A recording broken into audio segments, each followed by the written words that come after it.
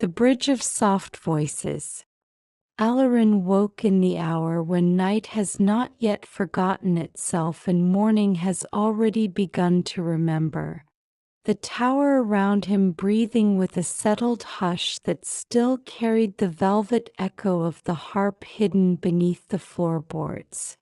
And he lay still with his hands folded upon the blanket, feeling how the day wished to arrive with the same patient grace as a cup warming under a stream of tea.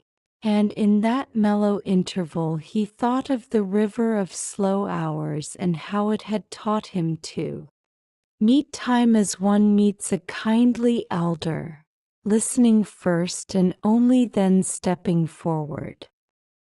He rose without haste, touched 2 fingers to the threshold stone, and whispered a greeting to the house, which answered in its wordless way with a comfort of temperature along the floor, a message of welcome that traveled through his soles to his bones.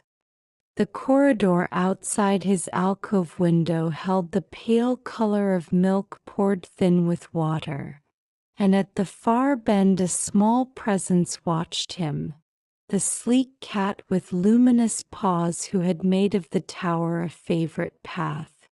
She blinked that long blink which always felt like the closing and opening of a quiet door, then turned and padded down the stair, and Elorin followed, once again a student of her soft certainty.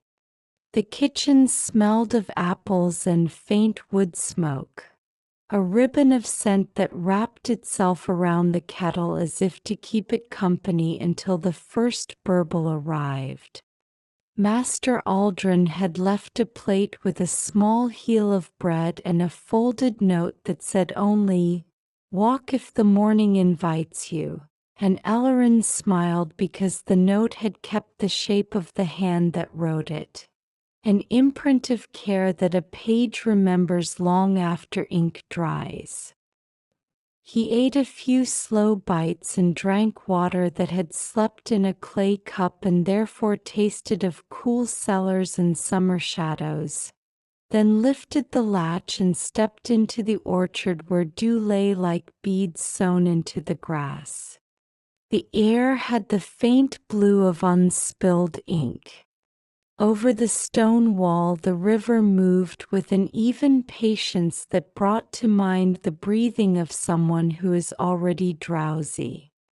A low mist was rising, the kind that makes edges kind, and from the bank there reached into the morning a thing he had not seen the day before and might not see the day after, an arch that joined one side of the river to the other, spun not from rope or wood or stone but from the very mist itself, the arch clear and pale as glass blown by a careful breath, shimmering with small lights that felt less like brightness and more like memory catching light, and laid upon its length was a quivering weave like threads of spider silk that had learned to sing.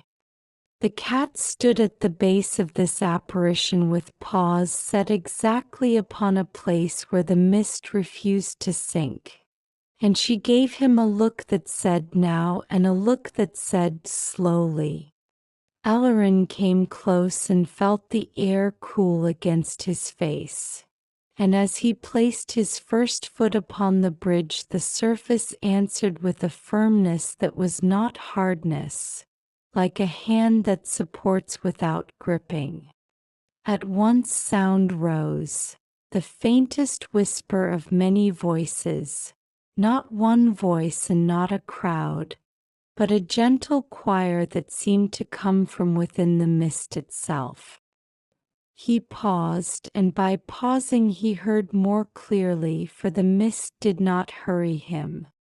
A woman spoke as though speaking across a table to someone she loved, telling how the first cherries looked like beads of dusk in a bowl, and then her voice folded back into the fabric and another rose, a boy with the smile of a leaf in wind telling of the day he learned to whistle through cupped hands. And there was laughter that sounded like dry sweet grass rubbed between fingers. And there was a sigh of satisfaction that might have been a joiner running a palm along a well-sanded board. And more voices came, each bringing their soft portion, then resting. Elorin took another step, and the mist brightened under his heel like a page that has been read for the first time in many years. He set his palm to the rail that was not a rail but a seam of breath-given shape. And when his skin met it, the whispering thickened, not louder but nearer, the way a memory becomes close again when a familiar fragrance enters a room. Words he did not understand spoke without any wish to be decoded, yet he felt he understood them without language. For the understanding came in the form of a place found in his chest, a place that answered yes. He walked, and with every step small scenes gathered briefly in the mist, faint as watermarks. Here a pair of hands fastening a button on a child's sleeve. Here a low cart piled with lavender moving along a lane. Here a candle trimmed with a practiced pinch so the flame would not fight the wick. The bridge carried him upward in a soft arc, and as he climbed he saw into the river, which carried its own collection of soft gleams, lights that had once risen for him on the river bank and drifted with lives folded inside. Today those lights did not ascend. They remained under water like pages being pressed flat under glass, and he admired the patience of their waiting.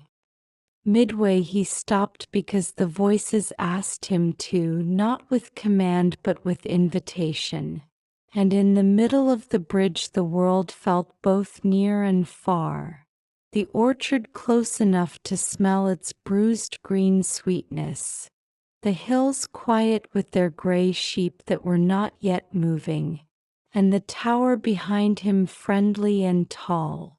And within all this the mist hummed like the lowest string of a harp touched with a feather. He remembered the harp, how the wood had warmed under his palm, how the notes lengthened the shape of the room until even the corners felt rounded. And he wondered whether this bridge was not itself a kind of instrument, a stretched and tuned length of morning upon which time played. He set his ear to the rail the way a child sometimes listens to a shell, and the voices became clearer still. A mason spoke softly as if not to wake a sleeping baby, telling how a wall is a story if you build it with care, how each stone enjoys being given exactly the right neighbor. A midwife chuckled with satisfaction at the sound of a newborn's first breath. An old man counted seed in a palm with simple gladness, and his numbers fell into the river and became rings. A girl sang to a dog about the shape of the moon as if the dog might catch it, and the dog yawned in awe. None of the lives asked anything of him. None sought to teach him or warn him. They were simply being what they had been, and in their being he felt humbled and steadied, as when one stands under a tree older than a map and is held by its shade. The cat advanced and sat facing upstream, tail arranged like a question mark upon the air, and Elorin read the question. He walked again.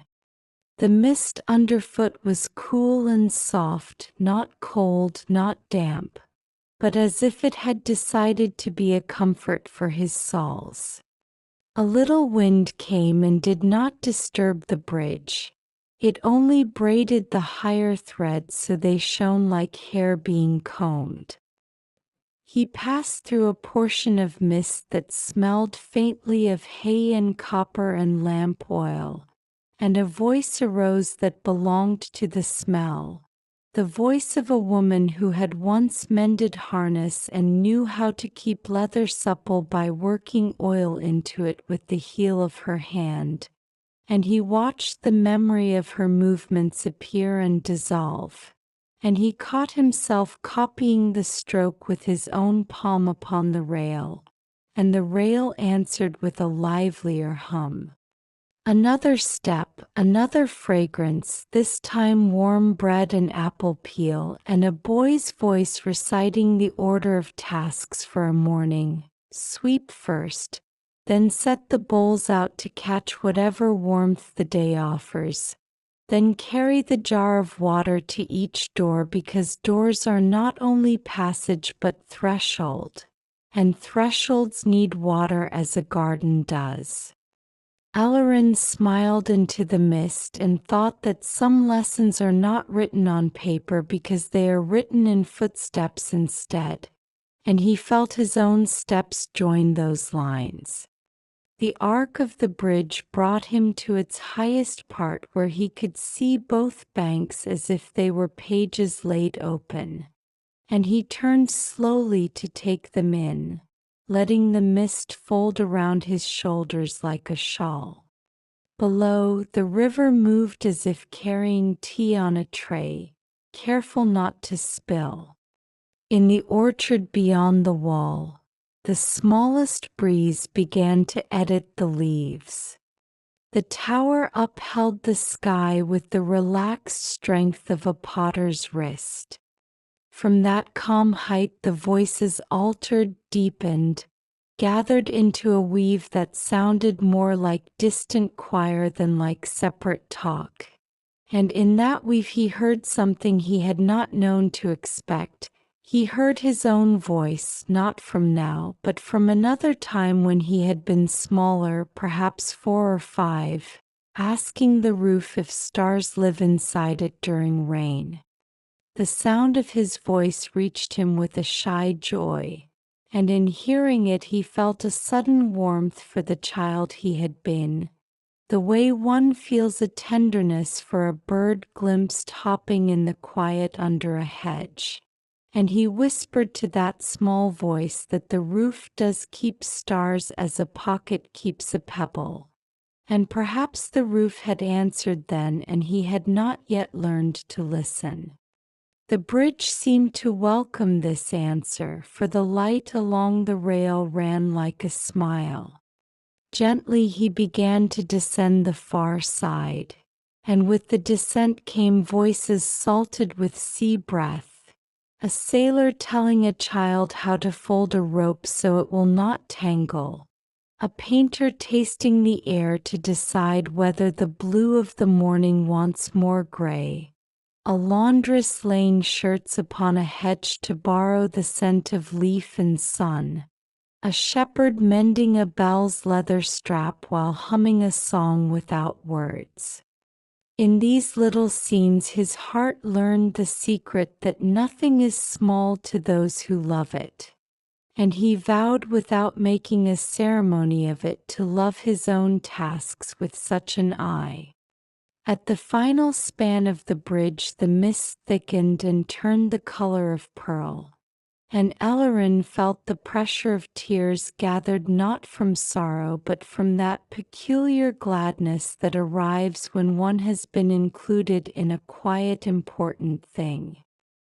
He set his hand to his chest and found his pulse moving like the river in its thoughtful mood, and he said aloud, almost under his breath, "Thank you to the voices, to the mist, to the morning, to whatever hands had spun this soft crossing."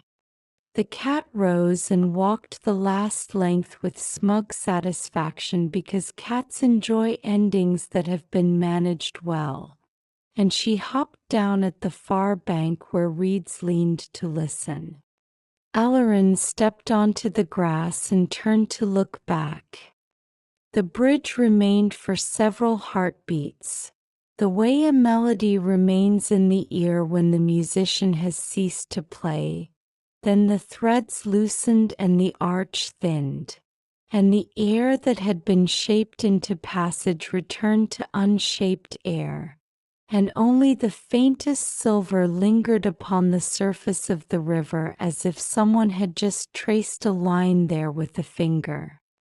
He knelt and dipped his hand and felt the cool answer the warmth of his skin, and he pressed his wet hand to his eyelids to keep the memories bright.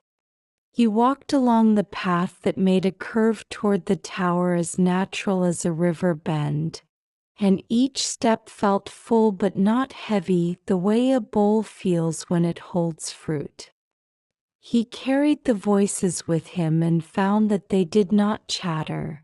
They did not demand attention, they simply offered their company. At the tower door he paused to wipe his soles upon the mat that had been woven by someone whose hands had known reeds the way a baker knows dough, and the mat seemed pleased. Or perhaps he only imagined that pleasure because he had been listening to pleased things all morning. In the kitchen, Master Aldrin was stirring a pot with a spoon that kept a glimmer of tree in its grain, and he looked up and read the morning upon Elorin's face.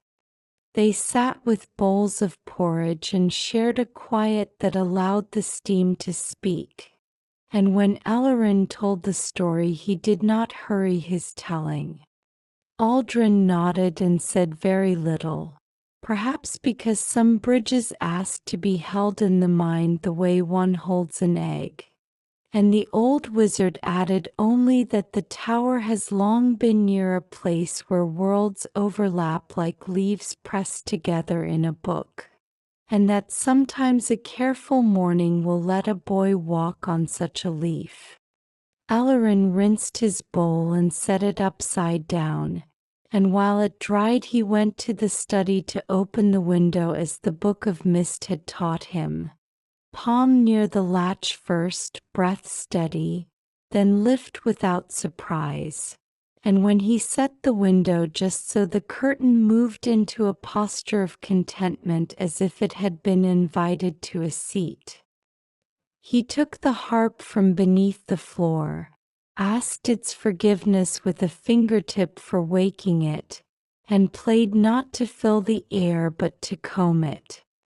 His melody was modest, made of 4 notes with a 5th that came sometimes, and he let the song think of bridges without naming them. The tower, which enjoyed a tune when the tune did not push, kept the last of each note for later, and in the keeping of it Elorin sensed that the house loved to store kindness the way a jar loves to store jam. He played for the garden, sitting at the path with the instrument across his knees, and the folded flowers recognized the tone that means there will be stars tonight, and they relaxed further into their green. He played for the broom because why not, and the broom arranged its bristles with pride. He played for the river from the wall, and the water took a small copy of the song and hid it near a stone where fish like to stand, and he hoped some fish would feel more even for it. In the afternoon he carried slices of bread to the reeds and did not notice at first how his steps were counting again, how he had begun without choosing to count the small good things of the day in a slow and gentle tally. 1. A cup rinsed so well that it shone even while wet. 2. A hinge that accepted 1 drop of oil as a compliment. 3. A line of ants carrying almost nothing and therefore looking handsome. For a cat who loves to be mistaken for unimportant. 5. A blanket that has learned the weight of a sleeping boy. 6. A cloud that keeps two names at once, lamb and ship. 7. A stare that remembers the exact size of Elorin's foot.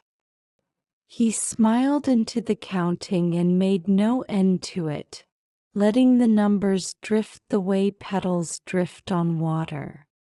Toward evening the mist returned in tender threads but did not form a bridge, perhaps because bridges are generous and do not require repetition.